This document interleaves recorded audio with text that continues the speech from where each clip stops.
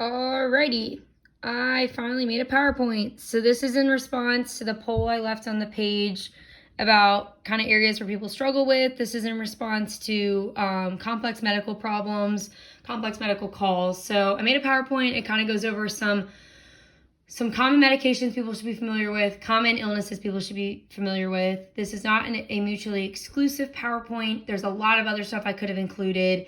This is kind of the stuff that sticks out in my head that you should know. I also did not include any psychiatric illnesses on this. This is simply medical conditions. Please feel free to comment things that I omitted or questions that you might have. I'm not an expert. I honestly threw this together this morning, so let me know what you guys think. So on the next slide, I have included a list of some common medical conditions. You should just have general knowledge about them all. And then I kind of left some questions here that you should be able to answer after looking over them. So for example, do you expect a renal failure patient to be able to urinate? What medical event can coronary artery disease lead to? What type of diabetes is insulin dependent? And what illnesses are more often lifestyle related? So common medical problems. So I'm going to leave a link to this PowerPoint below the video so you guys can all go back and look at this. I'm not going to go over every single one of these, but you should be familiar with all of these. So now I'm going to move on to drugs. Again, like I said, this is just simply to give you a guide. I would never expect you to memorize them. Simply over time, you should just be able to recognize them. So high blood pressure. This is probably one of the most common illnesses we see. I'd probably say like 40 to 50% of the patients we take care of have high blood pressure.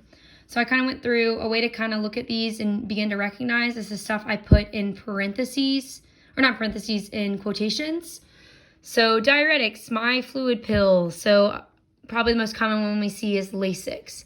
I also have the mechanism of action for each listed, so go back and look at that. Beta blockers, the LOL drugs, so metoprolol, tenolol, acebutolol, timolol. ACE inhibitors, so the ill drugs, so lisinopril, ramipril, etc. Angiotensin II receptor blockers, so the TAN drugs, losartan, valsartan, etc. And then calcium channel blockers, those are the PINE drugs, so nicardipine and lodipine, nifedipine, etc. Diabetes, so another very common illness that we take care of.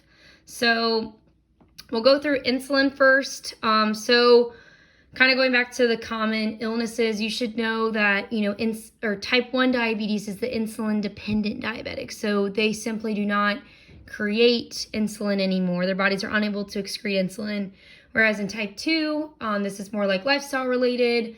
It's over time, sometimes their bodies don't excrete enough insulin, or they're not as sensitive to it. Eventually these patients might become insulin dependent as well, but for the first little bit, it's treated with like lifestyle modifications, diet modifications, and then some of these other medications listed here. So insulin. So there's a bunch of different kinds of insulin. There's rapid, short-acting, intermediate, and long-acting. I've listed the amount of time that it's expected for these to actually start working. And so just to kind of give you further information about this, so our bodies naturally excrete insulin when we eat. Insulin is the key that helps glucose enter into the cell so that we can use glucose for energy. So obviously in diabetes, especially type 1, they don't excrete insulin, so they can't get glucose into the cell to actually use energy. So that is why people with diabetes have really high blood sugar, because they don't have insulin to come in and regulate it and get it out of the bloodstream. So for them, they have to give themselves exogenous amounts of insulin to kind of control that and get their blood sugar down. So these are used for different, everyone's going to get some form of rapid. You're probably going to need some type of a long-acting to kind of control your blood sugar levels over time. I'm not an endocrinologist, so I don't exactly know how all of this goes, but these are just the different kinds. Obviously some people have like an insulin pen, people have an insulin pump. There's a lot of different ways for people to get insulin. All right, type 2. So metformin's probably going to be our ding, ding, ding number 1 that we see. I've listed a couple other below it. And then, of course, if they need insulin, if it gets to that point, then they're going to get insulin. And then, of course, these medications are just going to kind of help with like sensitivity problems, maybe help the pancreas excrete more insulin, stuff like that. Because like I said, like these patients can still excrete insulin. They just like don't have enough of it. All right, high cholesterol. So the statins, these are very easy to memorize. If you see a statin drug, then normally it's for high cholesterol. All right, blood thinners. I already kind of went over this when I posted this on the page a little bit ago, but you should have a working knowledge of these. You should have a working knowledge of these, especially for any type of like geriatric trauma. All right, miscellaneous medications. I included this because you're going to run maybe a nursing home patient and they're going to be on some of these. So you should just kind of have a general working knowledge of different antibiotics, bowel meds, and maybe some pain medications too. Of course, Tylenol and, Advil and ibuprofen could be in that too, but we should all know those. All right, so let's actually do the patient examples now. This is where it actually gets fun. So you are dispatched to Bonner Crossings for an 88-year-old female sick case. Per the call comment, she's been experiencing abdominal pain with nausea and vomiting. You are told she recently had ankle surgery after fracturing her ankle. Medical history. Hypertension, hyperlipidemia, CAD, status post stents, and AFib. So we should kind of know what all those things are now. Medications, she's on warfarin, but she's currently not taking it due to her surgery.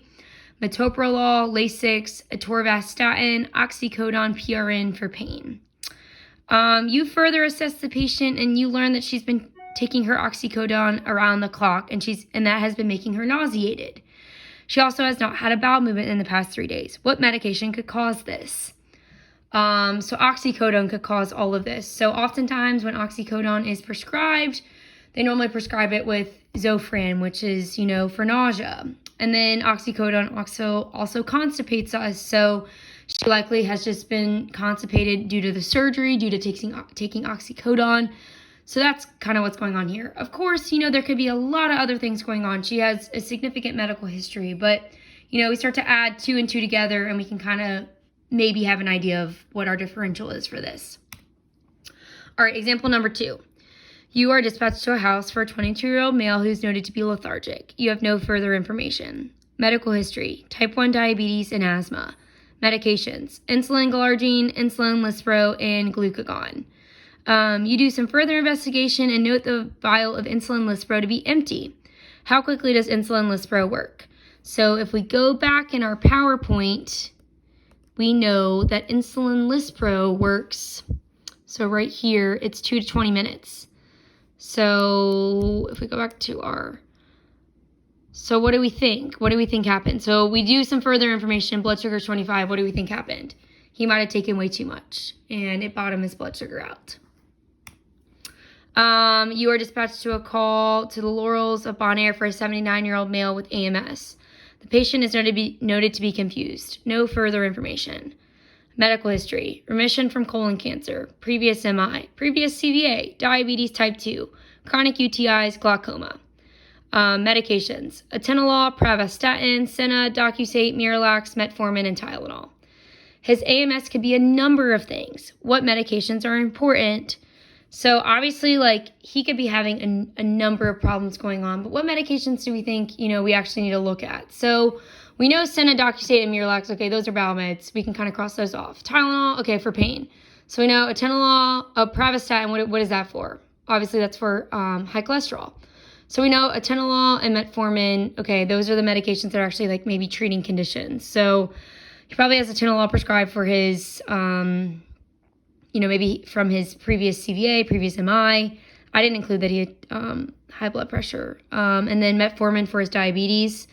What disease process could be causing this AMS? So we know chronic UTIs could cause this. He could be having another CVA. He could have a blood sugar problem. Obviously, there's a lot going on. What is our differential? What do we need to do? We probably need to get some further information. So this is an example of a call where, there's a lot going on. But if you have some general working knowledge on what these things are, what medications treat what, You can work through this and you can figure it out. You might not know what's actually happening. That's why they need to go to the hospital and have blood work and have further examinations done. But you're not going to be, completely in the dark about what could be happening. So hopefully this video helps you. Hopefully it sets you up for success. Please let me know if you have any questions.